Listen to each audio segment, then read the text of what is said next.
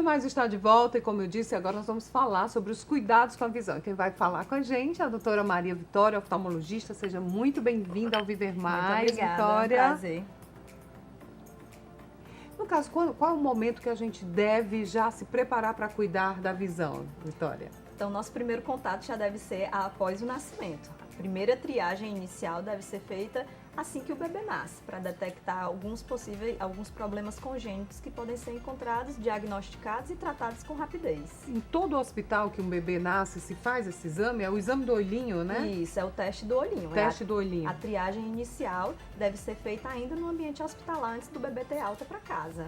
Quando se faz esse teste do olhinho, quais são os problemas, as doenças mais comuns que são detectadas? Então, as mais comuns são a catarata congênita e o glaucoma congênito, que devem ser rapidamente identificados, e aquele bebê deve ser encaminhado para o profissional especialista para que possa ser corrigido o mais rápido possível. Certo. Passado o tempo, então, assim que nasce, já tem que saber se a visão está boa ou não para a gente chegar a uma longevidade com uma visão saudável. Mas, independente disso, a gente sabe que tem um limite. Até quando a visão começa a sinalizar que não está bem, que é um geral, num conceito geral. Pronto, então assim, passando do bebê, a gente deve continuar o rastreio durante a infância, principalmente dos erros refracionais, que são o grau.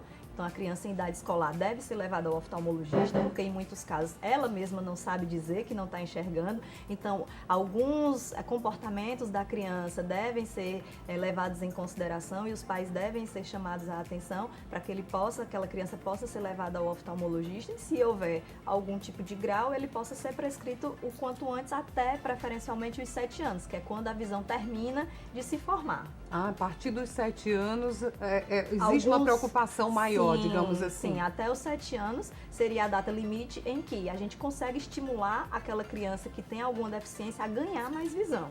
Após essa idade, realmente fica tudo mais difícil. Bom, doutora Vitória, eu questionei o seguinte: qual é aquele problema de visão que é democrático, digamos assim, que todos nós vamos ter no momento? Em que momento chega? Então, é um marco, na verdade. O marco. Né? O marco, por volta dos 40 anos, a gente começa a identificar a presbiopia, que é aquela vista cansada. Então, invariavelmente, nós todos passaremos por essa dificuldade de acomodação, que é encontrar o foco para perto. E aí as pessoas começam a esticar um pouco o braço, porque o foco aqui para perto está começando a diminuir. Isso se deve a quê? Ao músculo que trabalha para dar o foco e ao enrijecimento do cristalino. Então você começa a ter dificuldade de ter o foco para perto. A não ser os pacientes que são míopes, porque o míope enxerga bem para perto. E aí o que é que eles fazem? Começam a querer tirar o óculos para enxergar melhor. Então, inexoravelmente, todos nós passamos por esse grande marco. O que existe de inovação, melhor dizendo? Nós temos hoje a oportunidade de corrigir alguns tipos de grau. Então, um bom paciente seria aquele que tem exames que mostram que a córnea é boa, para que possa receber o tratamento a laser, que seria a correção em quem é mais jovem. A partir do momento que aparece a catarata, seria um segundo momento que a gente teria a oportunidade de corrigir algum grau que o paciente tenha, porque você vai substituir uma lente, que é a catarata que ficou antiga, a nossa lente natural, que ficou desgastada, embaçada, por uma nova. E com isso a gente tem a oportunidade também de estar fazendo a correção do grau. Doutora Vitória, todos nós vamos ter essa questão da catarata também? Invariavelmente. A catarata ela pode acontecer por diversas causas antes da maturidade, como por exemplo pacientes que apresentam diabetes podem ter catarata um pouco mais precoce, pacientes que fazem uso de algumas medicações podem apresentar mais precoce, mas a catarata senil, invariavelmente, nós iremos chegar nela, com certeza. E hoje as cirurgias são bem rápidas, não é? Bem avançadas também, né? Sim, hoje a gente tem a tecnologia ao nosso favor, Pronto, né? Então, assim, hoje em dia o objetivo da cirurgia de catarata não é apenas a correção da catarata, tirar o cristalino velho e implantar uma lente nova,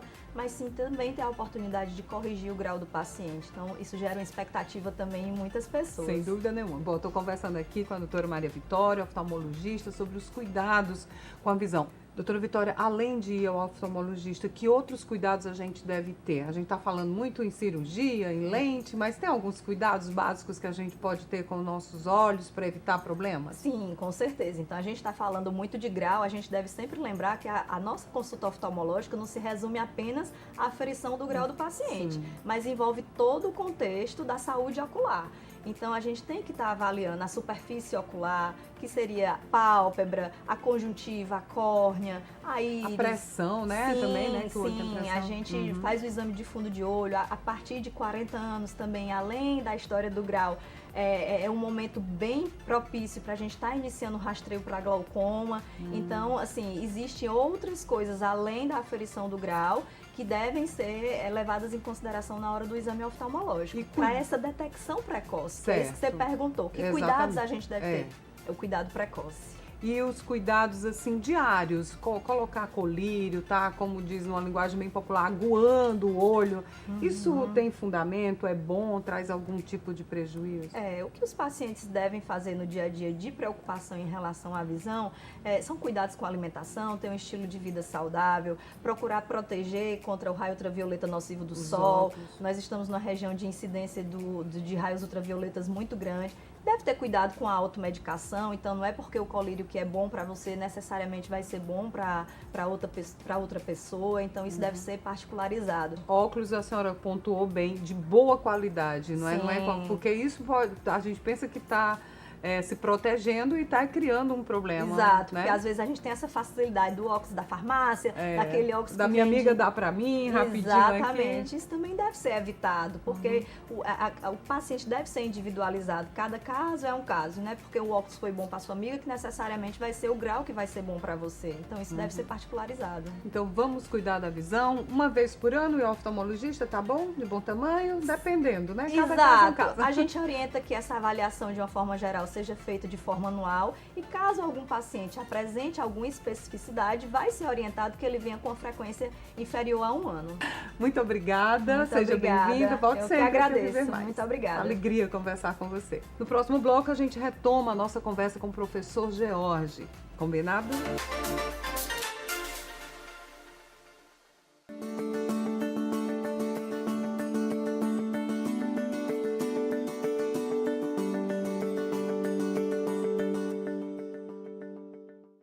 Apoio Cultural.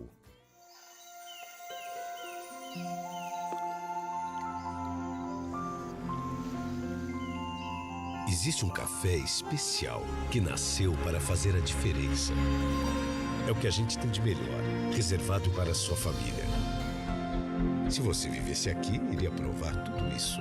Mas como você não vive, pode provar aí mesmo na sua casa. Chegou reserva da família Santa Clara. A diferença é clara.